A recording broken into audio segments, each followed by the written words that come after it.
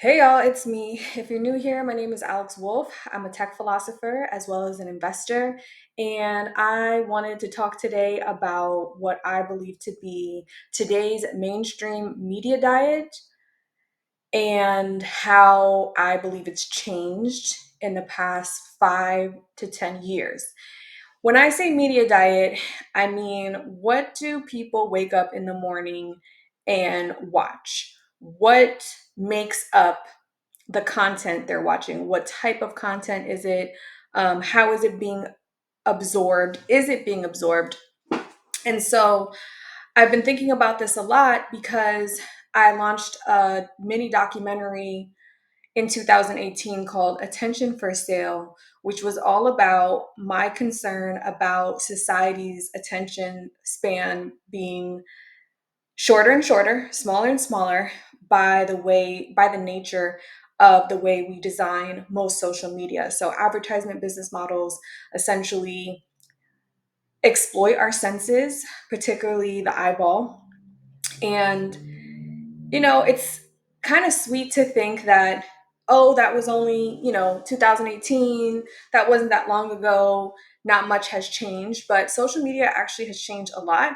And I think not only has social media changed a lot, but our media diet has changed a lot, as well as our attention span, I think, has even become a bit shorter since 2018 and 2020.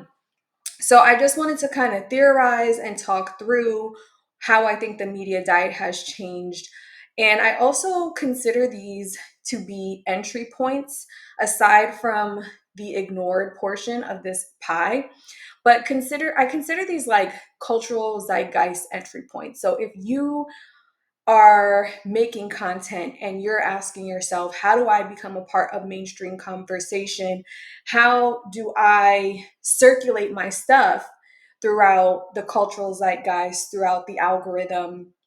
I think this will be really helpful because we'll see what entry points I believe to have grown and what entry points I think have shrunk over the past 10 years. So without further ado, so, the first part of this pie is the ignored section. The reality is, most of what we are scrolling through, we are ignoring. I would say about 50% of what we are scrolling through, we are scrolling out of habitual behavior, meaning it's just a habit, right? So, you might be scrolling out of habit and you're not really taking in most of what you're scrolling through. If I were to ask you, what were the last 10 posts you saw, you probably would be able to only tell me one, if that. So that's helpful context because I think that when people are making content, especially artists and creatives, even marketers, we tend to think that we have people's undivided attention, and the truth is we just don't. That you might put your blood, sweat, and tears in a post, but the chances of it being ignored are really high. Not because that's a reflection of what you have to say, but because of the behaviors that we've adopted as a society, this vertical video feed. You're just more likely to deal with the stuff getting ignored. So remember, as people are scrolling through your content, they're habit scrolling, they might be nervous scrolling, they might be scrolling because they have anxiety and they're scrolling to soothe the anxiety, not to necessarily take in content. And this is a very common behavior. And usually the content tends to make people feel even worse. Um, so, this is just a reminder that sometimes it doesn't matter how good the content is. Sometimes it's just luck that someone is scrolling and happens to actually be paying attention and got to see what your content was about. So don't take it personal. But this, again, I think is really helpful context because I really think that most of us imagine people scrolling with the attention span or the media diet appetite of a typical user in like 2015. And the truth is, the world has just changed a lot since then.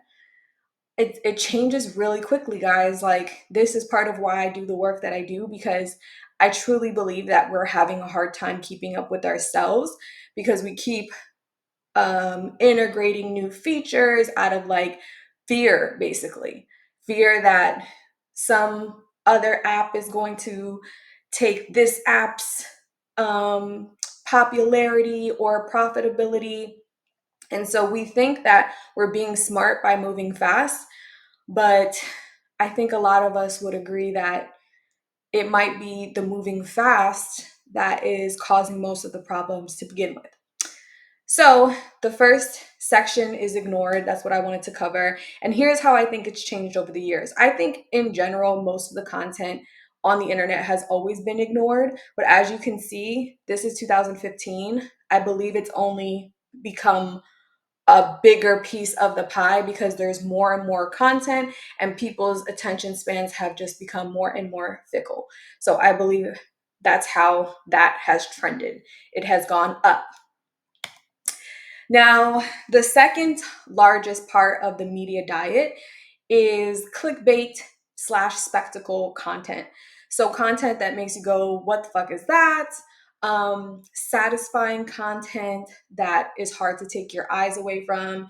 All of the clickbait content is designed so that it's really hard to take your eyes away from. It's the particularly exploitative type of content. When I say exploitative, I mean exploitative to like the way your brain and eyeballs function, because there's a reason why there's a saying that you can't look away from like a car crash.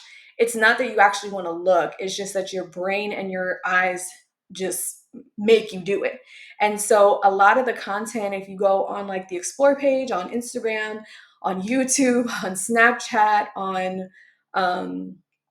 TikTok, a lot of it is just, it has no meaning and it's just literally there for you to be like, what the hell is that? Even like your grandma might be over your shoulder and it might catch her eye, or your mom. And I bring up your mom and your grandma to showcase that this is not a matter of age, it's a matter of human behavior, and it doesn't matter what age you are. Anyone can get sucked into a vertical video feed by way of clickbait or spectacle like content, because human nature just goes, what is that? And that's why it performs so well in these algorithms. And that's why it takes what I believe to be the biggest piece of the unignored pie, because it's exploiting our inability to look away, which I talk a lot about in that mini documentary. It's on my YouTube page, by the way, if you haven't watched it. So, yes, this includes satisfying content, sexual content, anything that's stimulating arousal and curiosity. So, when I say sexual content, I don't mean straight up porn. I think what is on the internet now would be considered porn maybe like 10, 20 years ago. But so I'm not including like straight up like OnlyFans corn. I should be saying corn. So yeah, it exploits your curiosity into watching something meaningless, right? And this also includes celebrity gossip. So you can try this experiment, go on your explore page, not right now because I'm going to lose your attention if you're not already scrolling on something else. The next time you go to your explore page, start to observe how much of it is actually just some form of clickbait, celebrity gossip, something going unexpected. Maybe someone's reading someone else's mouth to try to hear what they're saying, or they might put like a little red circle on an image to make you click it to be like, why is there a little red circle there? Right? So it's tap bait, right? Clickbait is a little outdated because we don't really click that much anymore. We don't really use mice as much.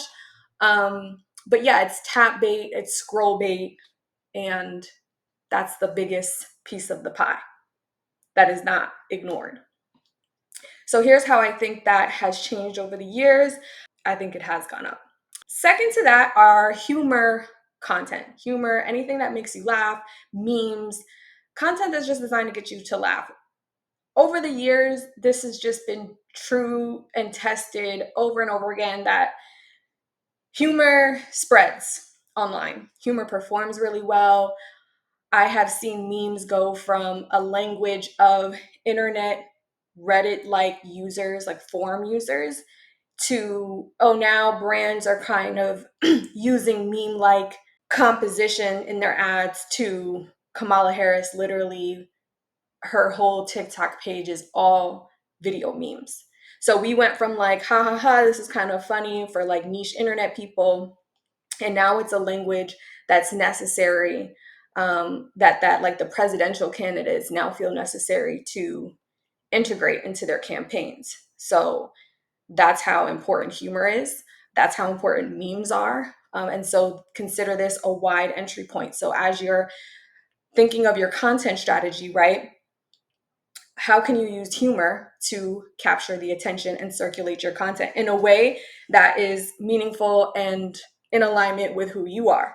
I'm even going to challenge you to think about how you can use clickbait to your advantage, because there are ways to use it in a tasteful, artistic way. You just have to be a certain amount of you have to be pretty intellectually advanced to integrate it, but there are ways to do it. I just saw Mark Jacobs did one where he created a spectacle by using fire. It looks like there's an uncontrollable fire, and that's a spectacle. That's something that if you are on the explore page, you're going to go, what the fuck is that? And you click it. And that is done in a way that I think is more tasteful than just straight up. At least there's a grander artistic vision in the intention, as opposed to someone who's just trying to get your grandma to zombie scroll for 3 hours. So here's how I think humor has shifted. I think it's slightly larger, because the thing is, as other parts get smaller, other parts get larger. I also think that because there is so much fear right now about the election, about AI, about society, I think that what ends up happening is we zoom in more on the humor content and the clickbait and the inspirational content, which I'm going to talk about next, because it's a way to soothe and comfort ourselves to not think about the bigger problems that we feel are facing the world. But I also think that what's helpful about this chart is that it illustrates how much this problem begets itself. Because if the fear is coming from the technology and the economy kind of spiraling outside of what feels like our control, and the way we cope with that is by focusing more and more of our time on trivial content and media, it only makes that threat of, AI and all these creepy things bigger. It almost makes the elephant in the room bigger. And not just decide, it's so habitual. It's not, most of the time when you're grabbing your phone, it's not a conscious decision. It's now ingrained into your behavior. So the way that a lot of us deal with that anxiety and fear is by soothing it through content that's going to create a pleasurable experience through something that is trivial. And the more that problem does not get addressed and the bigger that problem becomes. Now, this is what Neil Postman, who wrote the book Amusing Ourselves to Death, who my mini documentary is dedicated to, this was this was the hill he literally died on. He was concerned in the 80s. In the 80s, he was concerned about how the television was a media diet that pacified consumers and citizens. It is to call people citizens as opposed to consumers, that they are too used to information coming in an entertainment form. And his concern was, what does that mean for everything else in the world that can't be told to you in an entertaining form? So, for example, if you need to learn about both political parties' stances and what they are proposing and trying to change, but you need to read like a 50-page report to really get the entirety of it, of the complexity of it. How does a society that doesn't have an appetite for that complexity handle the complexity of those positions? They can't process it. And so that's the threat of the media diet having this much triviality to it, because there are parts of life that are not just a joke.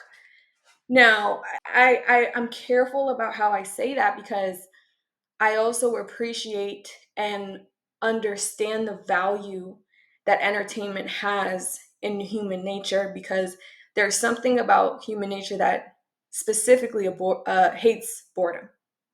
And so my only critique about Neil Postman, and it's refined itself over the years, is that he was so anti-entertainment that it felt like he was saying almost like we can't have any fun. Now, I'm sure if he were here to defend himself, he would say, no, Alex, that's not true. I would watch a movie every Saturday. Like, I know how to consume and enjoy entertainment. But my concern is that what if it's too much entertainment? What if people are being too sedated by the entertainment? And what happens to the more complex ideas in society if no one can actually process them? And so I would say to him, I get you. I'm on the same page. The reason why I think he was a little bit too much of a party pooper is because he had a critique against like Sesame Street, for example, saying that, learning through a show like Sesame Street trivializes learning, which I would disagree with. But that's just a nuanced point. The majority of his work is phenomenal. And I'm saying all that because when we're talking about, what are we on? I forgot. We're on humor. Yes. So, yeah, most of what's being spread around right now is that clickbait and trivial content. Trivial. Key word there, because trivial really represents meaningless. Meaningless is the feeling that this is not worth its while. And a lot of people feel right now empty inside. There's, I think, arguably a soul sickness of the world. And there seems to be a correlation between the meaninglessness of the media to the meaninglessness that people feel. Now, it's nuanced, y'all, because just as easily as I can say that, I would also say that TikTok's content actually offers a lot of meaning and connection for people who are becoming inspired by listening to raw, transparent stories and TikToks. So, yeah, I'm just messing up the pie a little bit more because I want to just honor those nuances. But look, the reason why TikTok has more value for people than Instagram is because TikTok's etiquette and culture was based in the more informal parts of social media, aka underproduced, in the moment media, which always has performed well, which I have plenty of videos about, plenty of articles and tweets that I've done about how, and presentations about how underproduced content always performs the best on social media. If you think about humor, most of those memes are very lo-fi. So the next biggest piece of the pie is inspiration. So inspiration performs very well in the media diet, still has a huge place. People love to be inspired. It feels good. Look, we're not sadists here. We're just victims of kind of like exploitative design, but we still know how to find meaning when it's there, right? When you think of humor and laughter, that's meaningful. And when you think of inspiration, that's meaningful. So inspirational content includes fashion, anything in art, music, film, dance, motivational content, motivational quotes, inspiration on how to design your home or how to throw a party, or all those kind of like, we bought a cabin and now we're gonna like redecorate it, right? So inspirational content, I think, is still a huge part of the media diet. So again, consider all these entry points. If you had to enter the cultural zeitgeist, where would you want to jump in? Would you want to jump in a little sliver, or would you want to jump in where the entry point is very receptive and circulating very wide across the internet? So this is how I feel inspiration has grown. I think it's always been a big part, but I think it's grown even more over the years. All right. The next piece of the pie is confirmation bias content.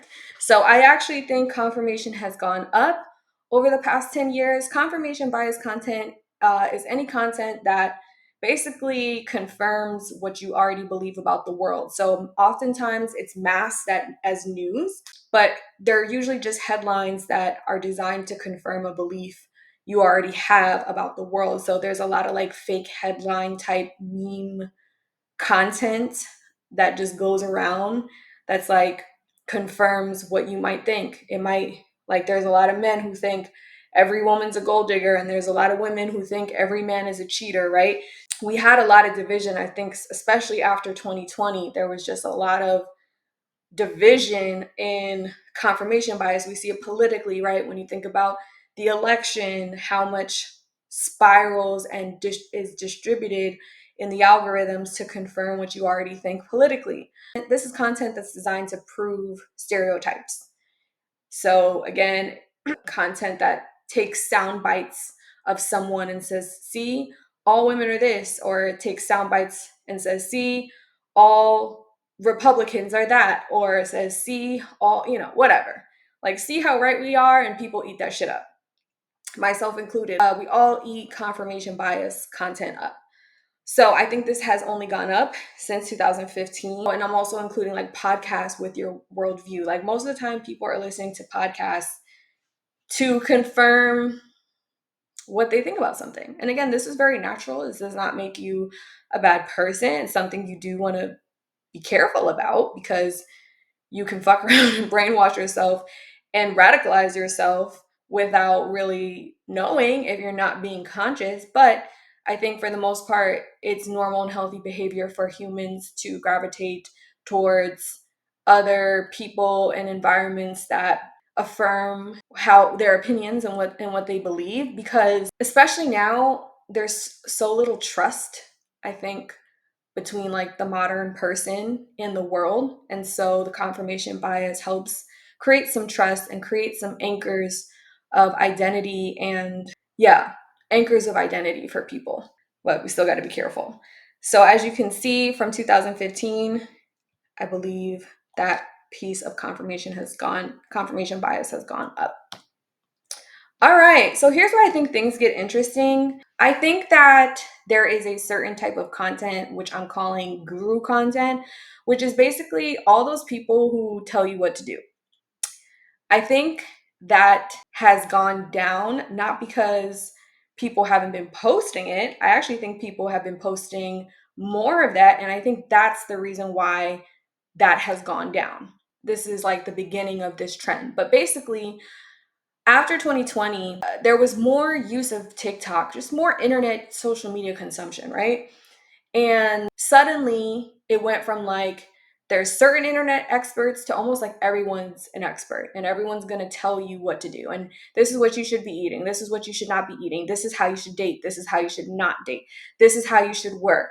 This is how you should grow your business, right? Anybody who's telling you what to do or how to live your life, I'm considering that guru content. So this includes aggressive internet marketers.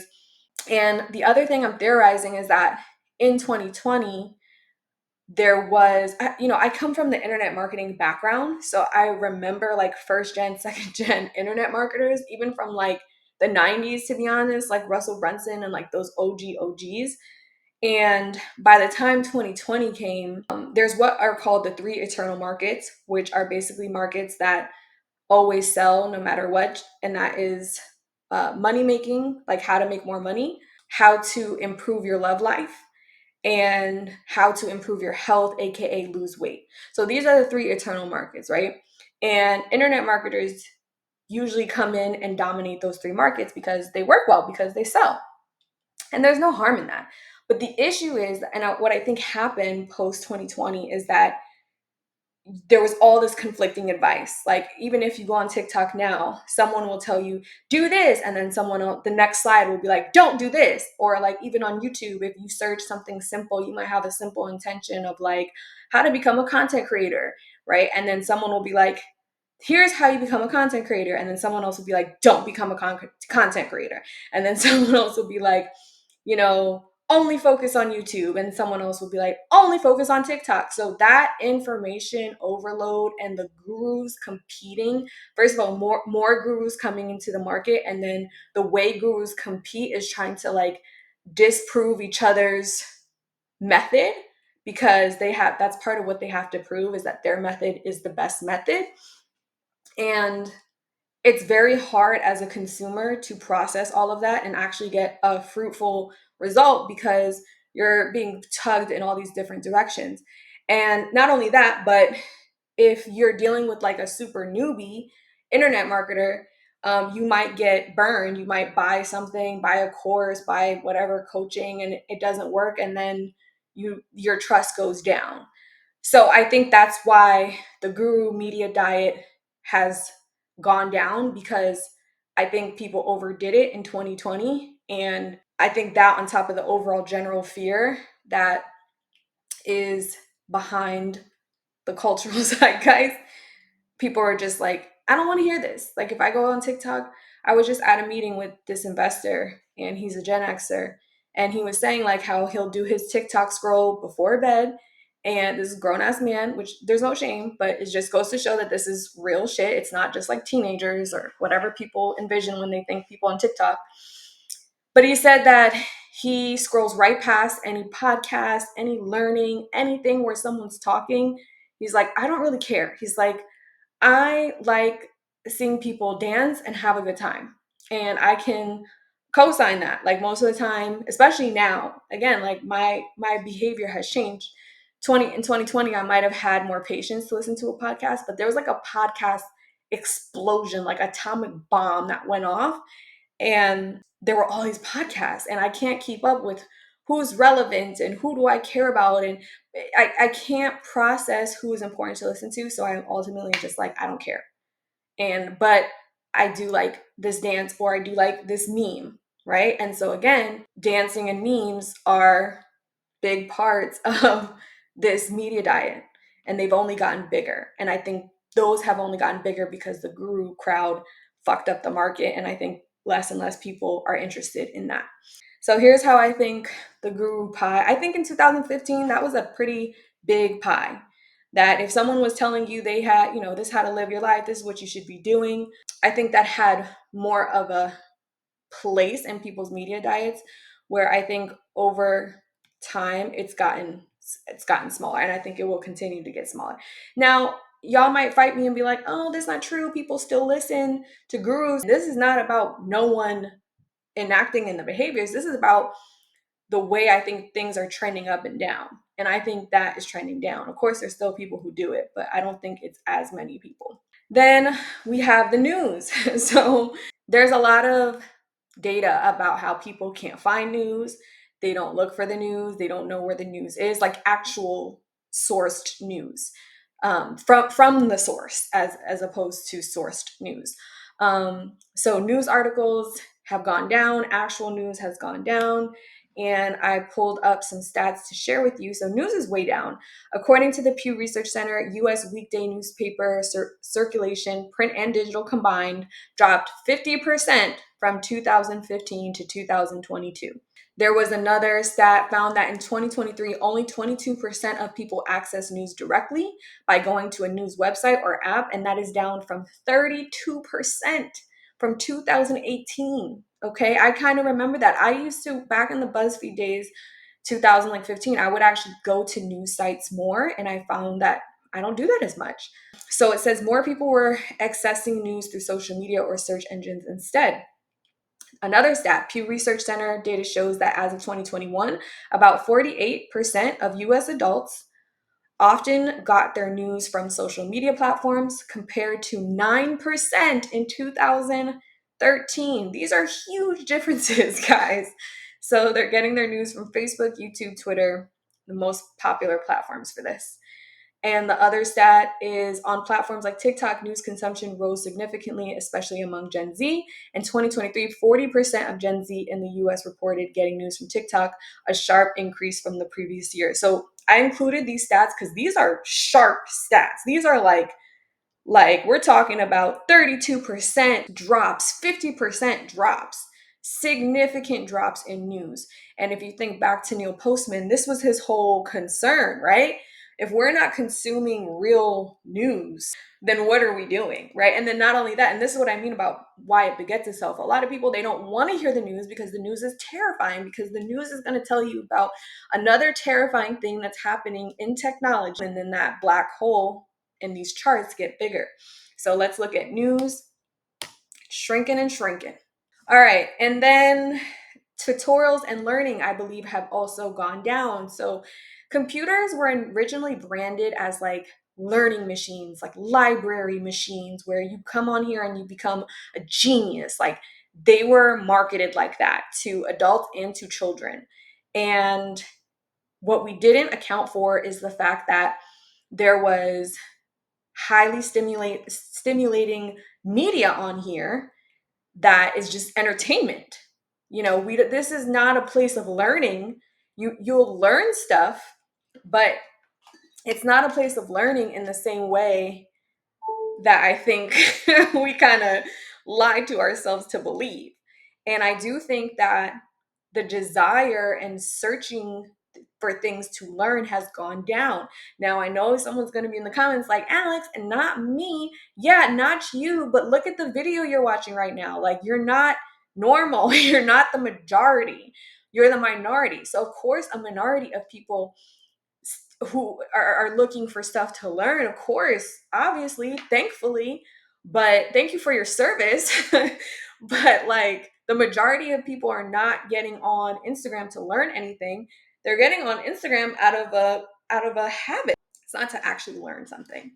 So anyway, content that I am including in this is how to learn a hobby or skill. And so there is a nuance between like this kind of learning and like the internet grifter learning, because this is more like how to garden, how to learn a language, how to like learn academic subjects like history or math or whatever, grammar. And then I also included product reviews in here because I think that counts, like tutorials or how this thing works. Like, I think a lot of that has gone down, even in makeup, honestly. I think it's gone down. Last but not, oh, so this is how I think it reflects in the pie chart. As you can see, that tutorial, that dark blue, getting smaller over the years. Last but not least, friends. Remember when social media was about our friends? When our media diet had a lot of our friends, and now they're all muted, right? Like in 2015, social media was still reminiscent of the early 2000s social media, which was you go online to talk to the people you already know offline. And I think TikTok really pushed things into overdrive where actually I think the media I want to see shouldn't even have anyone I know. It's actually more interesting when I'm seeing people I don't know. This is how I think it's gone. I think it's always been a minor part, but I think it's only gone down more over the years. So that is my take on today's modern media diet. I'm curious to know what your thoughts are. Thank you for sitting with me and going through this together. Let me know how you feel the media diet has changed.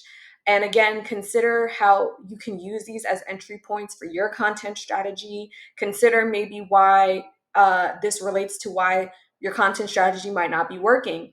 You might be trying to enter through a super narrow entry point, and the algorithm and the state of the media diet at this point, you have to study the way that humans are behaving with the media.